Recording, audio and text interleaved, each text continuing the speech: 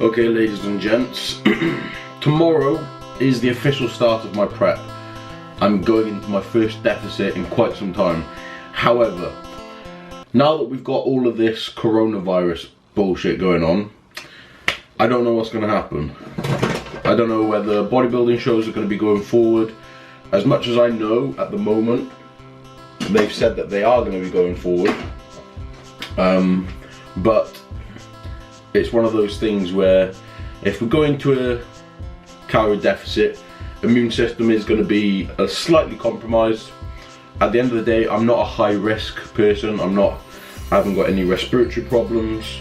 I'm not over the age of 70 or whatever it is, so I'm not at high risk. So I'm going to continue my plan with my deficit. Good morning, babe. Hello. So yeah, I'm going to be continuing my prep as much as I can. Whether the gym's closed, I can probably train somewhere else. Like, there are options around for me. I used to obviously train in the fire station gym when I worked in there. I might be able to convince them to let me go and train there when the gyms are closed. But it's a tricky situation. I didn't really think I would be having to do this, but you never know. You gotta be able to adapt to the situations that life throws at you. So yeah, as for like my clients and things like that, obviously in terms of business it might suck quite a lot, because if people can't train, I can't train them. If gyms are closed, they can't train. So I'm gonna do like a load of home workouts for my online clients so that they can do something. And if this goes on for like a few months, it's not so much of a big deal, but it could, like, I've heard reports that it could say it could be up to a year. I don't think we'd be quarantined for a year, because that just wouldn't be really very achievable, but something which I have to bear in mind. The show goes on. Okay, Alexa, pause. If that set off your Alexa, you have to like the video. Okay, so yes, we have coronavirus going around. I'm not sure whether the bodybuilding shows are going to be going forward. If they do go forward, are they actually going to be competitive? Is it going to be an enjoyable show to compete in? These are a lot of questions on my mind. However, the show goes on, bitch. I ain't backing out of this diet. I've decided to do this diet for 2 years now. 2 years in the making, basically 2.5 years. I've been working towards doing this competition prep, which is a little bit frustrating, I'll be honest with you. The fact that I don't have some like solid answers of what's going to happen, but I guess nobody knows really. But regardless, I'm going to continue a little bit of a diet, well, a proper diet up until summer. If I don't hear before then whether the shows are going to be cancelled or not, or whether the world is in lockdown, then at that point then I will assume, okay, right, it's time to decide to maybe not go as low body fat as I was going to go, and then get ready to bulk again, I guess. Just a bit frustrating though. But anyway, the show goes on, as I said. We will still be dieting. I'll still be documenting the process for as long as it lasts. I don't know how long it's going to last, so. Anyway, today is a leg session. The gym's probably going to be quite quiet, so I'm going to bring my camera along with me. We'll get some shots in. Let's make the most of a bad situation, eh?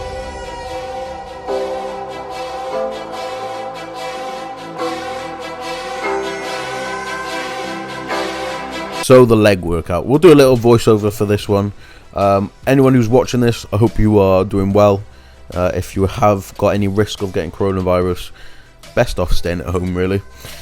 If you are somebody that's in your 80s or has respiratory problems, again, probably best to self-isolate. Everybody else, don't worry too much about it. You'll probably get it, you'll be immune to it, and then you'll be fine. But anyway, I'm not a doctor, so don't take that as sensible advice. Anyway, the leg workout. We started off with an actual seated leg curl before going into this, but I didn't film it. And then after we've got the hamstrings nice and short, then I went into 3 working sets with 170 on RDLs, and then instead of doing a back off set, recently I've started programming in stiff leg deadlift instead of a back off set.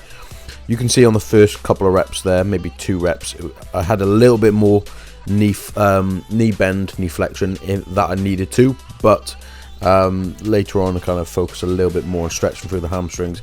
I haven't done stiff leg deadlifts consistently for a long time, so I think I could probably do with just improving my form a bit there, but it's a work in progress, and now I'm gonna have plenty of time to practice. So yeah, going forward with this diet, obviously I'm still dieting. At the moment I've dropped 0.6 kilo. This morning waking up, yesterday morning I dropped 0.8 kilo, but a little bit of a fluctuation, but nothing to worry about. So then after the RDLs and the stiff leg deadlifts, we went into Bulgarian split squats on the Smith machine with a reverse band. Now the reason for the reverse band is to make it slightly easier at the bottom. Obviously our quads are weakest at the bottom of this movement, so that's why we're just slightly assisting the bottom portion. However, I'm not going to be continuing with this exercise. It's very, very glute dominant for me, and glutes are something which I do not need to be training very much at all. If there's one muscle group on me which is overdeveloped and doesn't need much more stimulation, it is my glutes, because they're massive, and it's not exactly the most convenient muscle group to have extremely big, because it's very obvious for a lot of people. I'm not insecure about it, it's funny, but it's also a little bit annoying, especially for like jeans and trousers and stuff like that. It just becomes a little bit impractical. Anyway, so after that we went on to some occluded leg work. The reason doing occluded leg work still is I still enjoy doing occlusion work. It's one of those exercises which can cause a lot of metabolic stress, and in general it's good to have a bit of a variant in your training program. So this was pretty lightweight, but just going 20 reps for 5 sets. With a 20-second rest period. So I do that on my finishing hamstring exercise and my finishing quad exercise, just to push loads and loads of blood into the muscle, get it really nice and full and pumped, and then you can kind of go home, get some more recovery in. I do feel it's beneficial as well to kind of not overload your joints so much. So here we have the first set of occlusion, as you can see there, and the first set compared to the last set, although I try and keep the form as much as the same, you can see that from my facial expressions, well, you'll see it when we come to it, but it's the first set comparison to the last set is a lot easier. The last set is diabolical, but in an enjoyable way. So the thinking behind occlusion training, I know a lot of people don't actually like occlusion training, not only because it's a bit uncomfortable, but it's just something which is it seems a bit weird, like cutting off blood supply to your muscle and then pumping it full of blood. Doesn't really sound like a very sort of sensible or normal concept, but if you look into the science behind it, it's actually pretty interesting. So I'm not going to go through that, but you can use Google. Everybody can do that. So just have a little research on occlusion training. If it's something which you think you'd like to try, give it a go. If so, there's a discount code in the description below for 10% off Bear Grips. They have occlusion leg straps and they have occlusion arm straps.